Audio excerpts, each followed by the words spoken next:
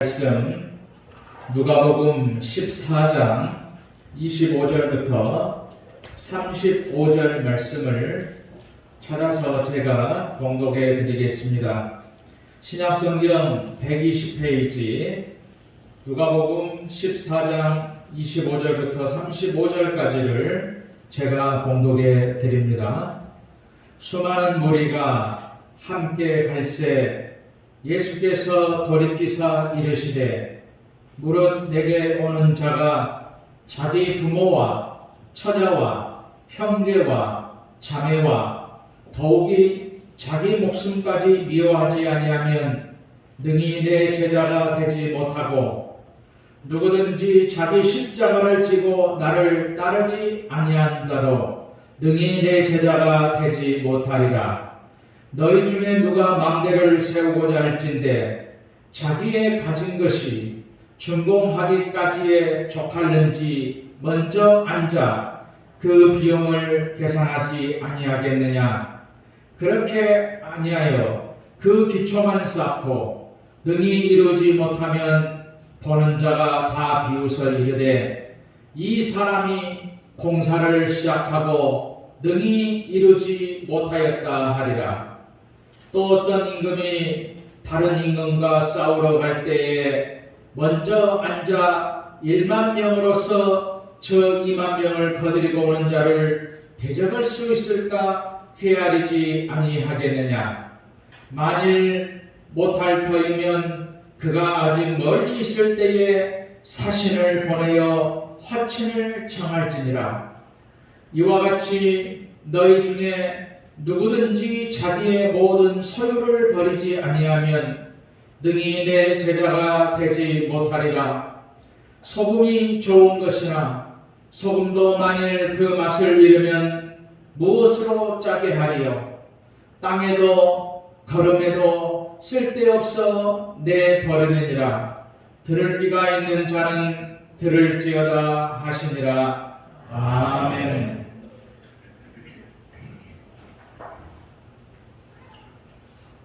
오늘은 너희는 세상의 소금, 그런 제목의 말씀을 드리도록 하겠습니다.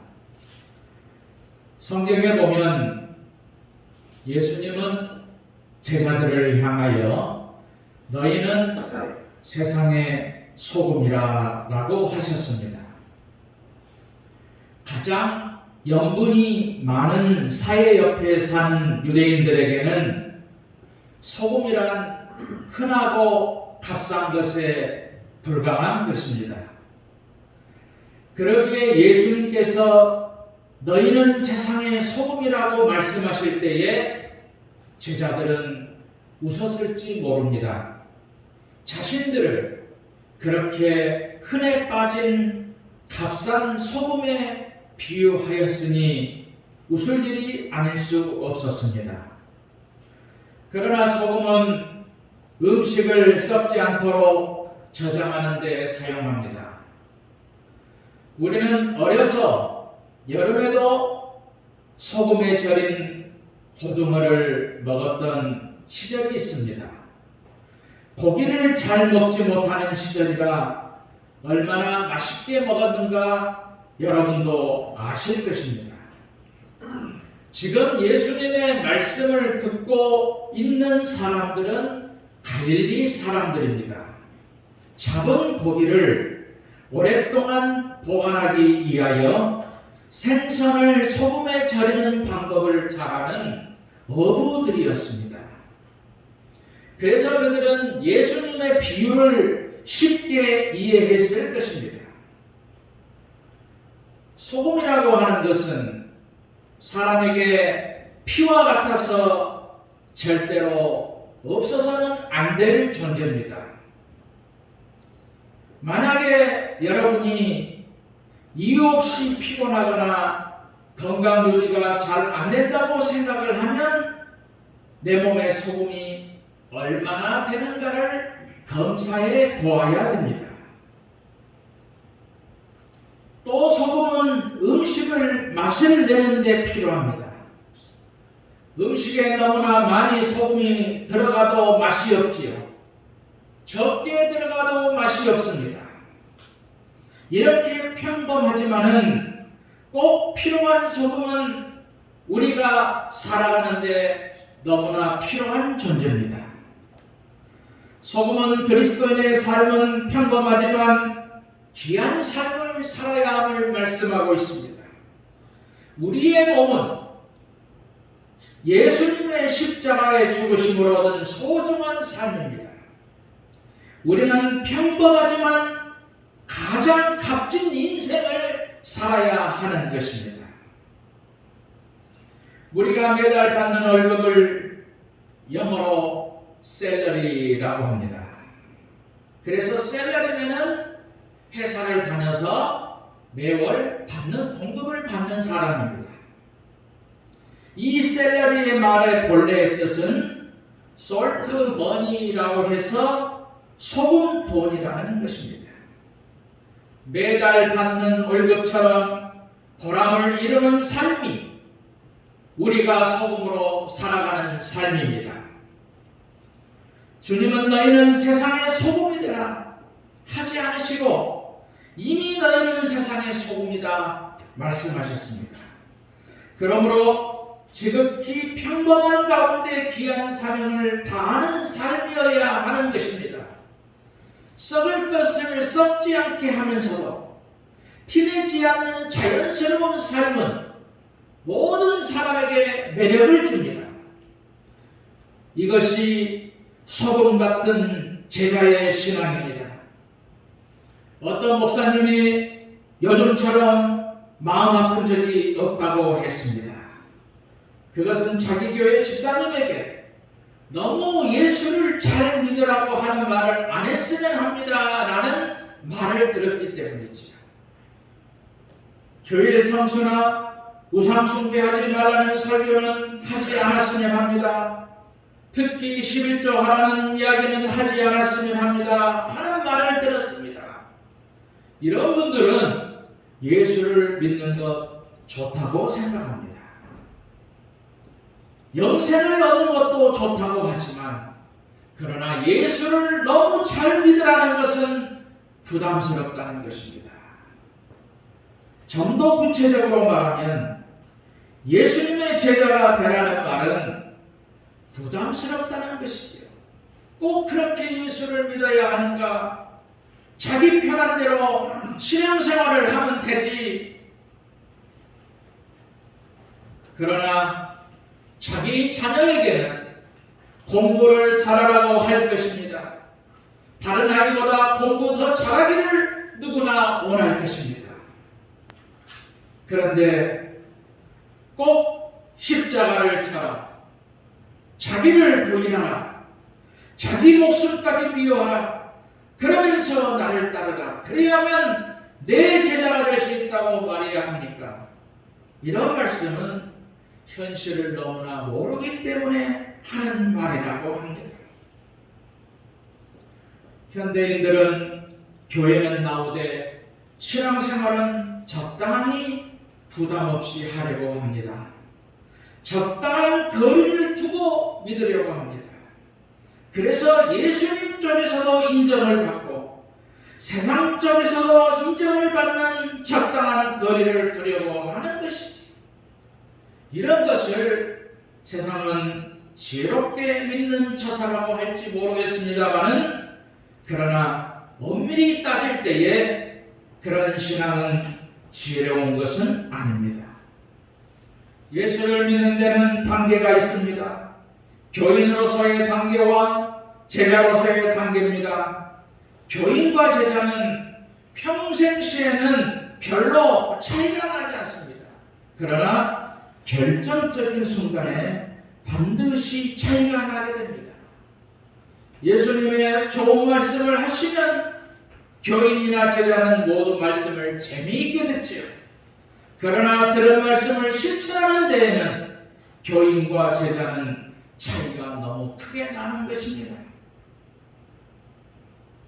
그러나 이것만 가지고는 잘 구별할 수가 없습니다.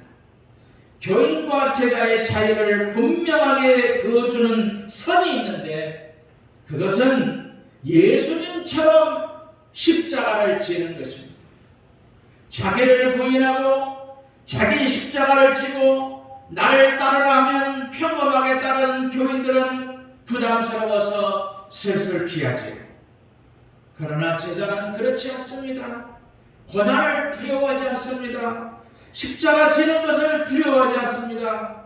드디어 올 것이 왔다고 생각합니다. 더 열심히 기도합니다.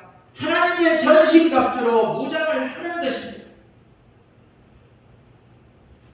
2000년 전 이 땅에 육신의 몸을 입고 오셨던 예수님의 최대의 관심은 말씀을 전하고 병자를 고치고 죽은 자를 살리고 기적을 베푸는 데 있지 않았습니다. 예수님의 최대의 관심은 죄인들을 구원하여 제자로 만드는 것이었습니다. 그래서 예수님께서는 이렇게 말씀하셨지요. 마태복음 28장 19절과 20절에 보면 너희는 가서 모든 족속으로 제자를 삼아 아버지와 아들과 성령의 이름으로 세례를 주고 내가 너희에게 분부한 모든 것을 가르쳐 지키게 하라. 제자가 되는 것은 결코 쉬운 것이 아닙니다. 제자가 되는 것은 좁은 문으로 들어가는 것이죠. 주님은 우리를 제자의 좁은 문으로 오라고 하십니다. 신앙생활을 한다면 제자가 되기를 원하십니다. 오늘의 성경은 제자의 길을 세 가지로 말씀하고 있습니다. 첫째로 그리스도의 제자는 세상을 덜 사랑하는 사람입니다. 세상을 덜 사랑하는단 말은 주님을 세상보다 더 사랑하라는 것이죠. 오늘 성경은 물은 내게 오는 자가 자기 부모와 처자와 형제와 자매와 및 자기 목숨까지 미워하지 아니하면 능히 나의 제자가 되지 못하고 라고 말씀하십니다. 이 말씀은 오해할 수 있는 말씀입니다. 예수님을 믿으면 가족을 미워하고 모든 관계를 끊어버리라는 말이냐? 그러나 이 말씀은 관계를 끊으라는 말이 아닙니다. 이 말씀은 세상을 예수님보다 덜 사랑하라는 것입니다. 마태복음 10장 37절의 말씀에 보면 아비나 어미를 나보다 더 사랑하는 자는 내게 합당치 아니하고 아들이나 딸을 나보다 더 사랑하는 자도 내게 합당치 아니하다라고 말씀하고 있습니다. 이 말씀은 우선순위를 명확히 하라는 말씀이지요. 가족관계나 인간의 윤리를 무시하라는 말씀이 아니고 다른 복음서에서는 자기를 부인하라라는 말씀으로 우리에게 가르쳐주고 있습니다. 여기서 말하는 자기가 무엇입니까? 자기란 죄된 나 자신입니다. 죄 가운데서 출생한 인간이기 때문에 의를 행할 아무런 능력이 없는 자기 자신을 말하는 것입니다. 이런 죄된 자기 자신을 부인하라는 것이지요. 갈라디아 5장 24절에 사도 바울이 말한 것처럼 육체와 함께 그 정욕과 욕심을 십자가에 못 박는 것입니다. 부모나 형제나 자매나 자기 목숨까지 미워하라는 말은 자기 안에 있는 죄를 부인하라는 것입니다. 나의 뜻과 하나님의 뜻이 대립될 때에 나의 뜻을 포기하고 하나님의 뜻을 따르라는 것입니다. 그래야 제자가 될 수 있습니다. 두 번째로 그리스도의 제자는 십자가를 지는 사람입니다. 십자가를 진다는 것은 정말 힘든 것입니다. 그래도 제자가 되기 위해서는 십자가를 져야 됩니다. 십자가는 기독교의 상징이며 핵심입니다. 본문은 말씀하십니다. 누구든지 자기 십자가를 지고 나를 쫓지 않은 자도 능히 나의 제자가 되지 못하리라 라고 말씀하십니다. 어느 누구도 십자가를 피해서는 예수님께 나아갈 수 없습니다. 그럼에도 오늘날 많은 그리스도인들이 십자가 없는 기독교를 원하고 있지요. 예수 믿고 복받는 것은 좋지만 십자가는 없었으면 좋겠다고 말합니다. 이것은 잘못 가르쳤거나 잘못 배웠기 때문이지요. 우리가 십자가를 지고 주님을 따르지 않는다면 주님을 온전히 따를 수가 없습니다. 왜냐하면 주님이 걸어가신 길이 십자가의 길이기 때문이지요. 평범하게 예수 믿기를 원하는 사람은 예수님께서 나를 위해 주신 십자가만 생각합니다. 내가 져야 할 십자가를 생각하지 않습니다. 그래서는 안 되는 것이지요. 언제까지 우리가 어린아이로만 살아가겠습니까? 우리가 하나님을 창조주로 믿습니다. 예수님을 구주로 믿는 신앙은 정말 귀한 일입니다. 그러나 그렇게 고백하는 분이 십자가를 어려워합니다. 십자가를 항상 피하여 산다면 그 신앙은 분명히 균형을 상실한 신앙입니다. 기독교에서 십자가 없는 신앙을 논한다는 것은 가장 중요한 본질이 빠진 신앙이죠. 자칫하면 미신을 믿는 것이나 다름없는 신앙이 되는 것입니다. 어느 날 베드로가 고백합니다. 주는 그리스도시요 살아계신 하나님의 아들이십니다. 그때 예수님은 복이 있다고 칭찬하셨습니다.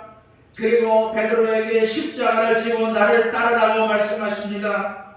왜 십자가를 져야 하는지 이유는 말씀하지 않으셨습니다. 그것은 나도 십자가의 길을 갈 것이니 너도 십자가를 지고 나를 따르라고 하시는 것입니다.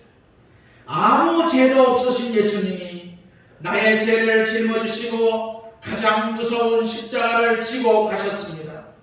그러기에 나에게 있는 십자가에 대해서는 말없이 따라가기만 하는 것입니다. 이것이 제자의 길입니다. 세 번째로 그리스도의 제자는 버리는 사람이지요. 나쁜 것을 버리는 것은 쉬운 것입니다. 그러나 나에게 좋은 것을 주님을 위하여 버리는 것은 그렇게 쉬운 일이 아닙니다. 본문에 말씀하십니다. 이와 같이 너희 중에 누구든지 자기의 모든 소유를 버리지 아니하면 능히 내 제자가 되지 못하리라. 제자는 되고 싶습니다. 그런데 제자는 자기의 모든 소유를 버리지 아니하면 능히 내 제자가 되지 못한다는 말씀에 우리는 이런 생각이 들지요. 그렇다면 우리는 교회를 다니면서 거지가 되어야만 주님의 제자가 될 수 있다는 말씀인가? 이런 의문이 듭니다. 여기서 버리지 아니하면이라는 말씀의 의미를 보면 작별하다, 절교하다라는 의미를 가지고 있습니다. 다시 말하면 자기가 갖고 있는 모든 소유물에 작별을 고한다는 정신을 가지라는 것입니다. 결정적인 순간에도 물질도 완전히 초월할 수 있어야만 그리스도의 참 제자가 될 수 있다는 말씀입니다. 마태복음 19장에 한 부자 청년이 예수님께 와서 질문을 했습니다. 선생님, 제가 무슨 선한 일을 하여야 영생을 얻을 수 있겠습니까?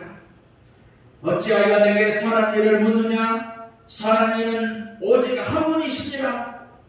예수님과 부자 청년의 대화는 계속 이어가지요. 내가 생명에 들어가려면 계명을 지켜라.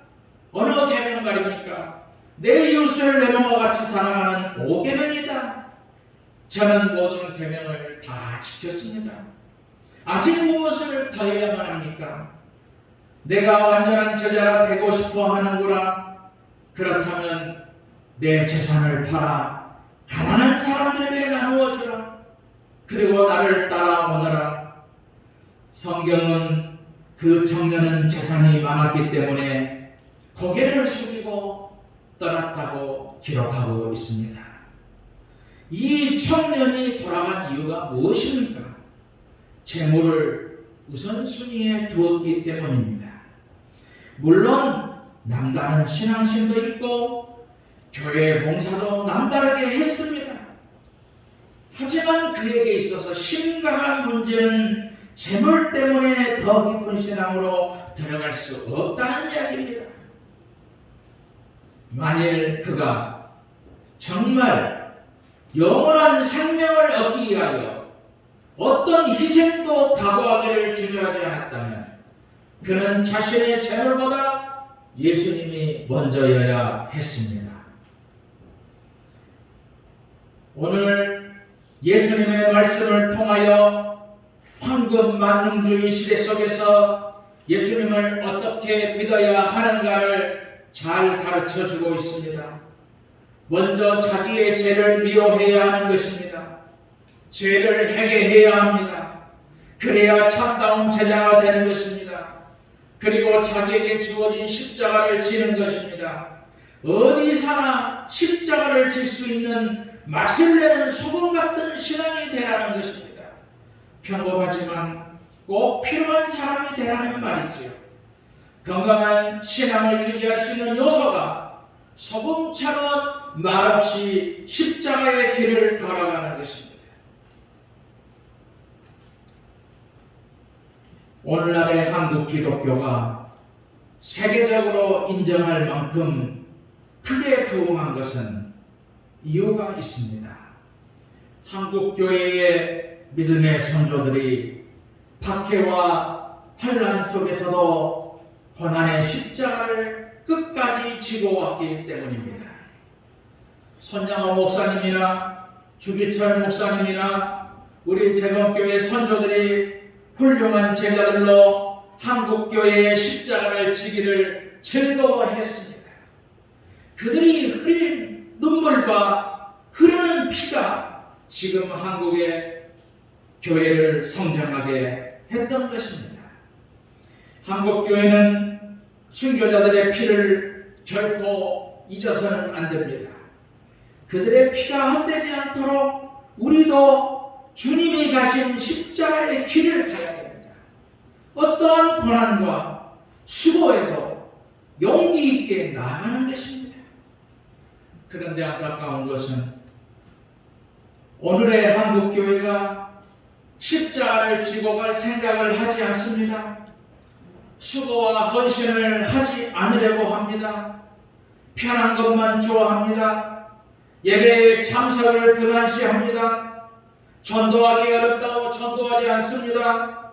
교회 학교 교사들은 힘들어서 봉사하지 않으려고 합니다. 십자가를 지려는 사람들이 줄어들고 있어요. 선교사 리빙스턴은 아프리카의 등불이었습니다. 그가 아프리카에서 헌신하고 있을 때 영국에 있던 동료들이 돕기 위해 편지를 보냈지요. 우리는 자네를 위해서 헌신할 수 있는 사람을 현지에 보내려고 하네. 자네가 있는 곳으로 가려면 어떤 길이 좋은가? 가장 좋은 길을 가르쳐주게. 리빙스턴은 다음과 같이 답장을 보냈습니다. 이곳까지 오는데 길이 있어야만 오겠다는 사람이라면 의미가 없네. 나는 길이 없어도 오겠다는 사람을 원하네. 오직 하나님만을 의지하는 믿음의 사람을 원한다는 것이지요. 무디 목사님이 진정한 그리스도인이 된 후에 이런 말을 했습니다. 전에는 나의 축복이 소원이더니 지금은 주님 자신이 나의 소원입니다. 전에는 내가 감정의 중심이더니 지금은 말씀이 나의 중심입니다. 전에는 달라고만 하더니 지금은 쉬지 않고 하나님을 찬송하는 것입니다. 전에는 주님을 사용하려 했습니다. 그러나 지금은 주님이 나를 사용하시기를 원하게 되었습니다. 누구든지 자신을 포기하지 않고는 주님을 사랑할 수 없습니다. 나 자신보다 주님을 더 사랑하는 믿음으로 성숙해져야 하는 것입니다. 예수님의 참된 제자로서 예수님을 따르는 길이란 쉬운 길이 아닙니다. 예수님께서 가신 길이 고난과 험난한 길이었기 때문입니다. 그러나 그것은 평범하지만 꼭 필요한 소금으로 살아가는 그리스도인의 기본이며 근본이라는 사실을 기억하고 예수님의 제자로서 예수님을 따르는 성도들이 되시기를 주님의 이름으로 축원드립니다.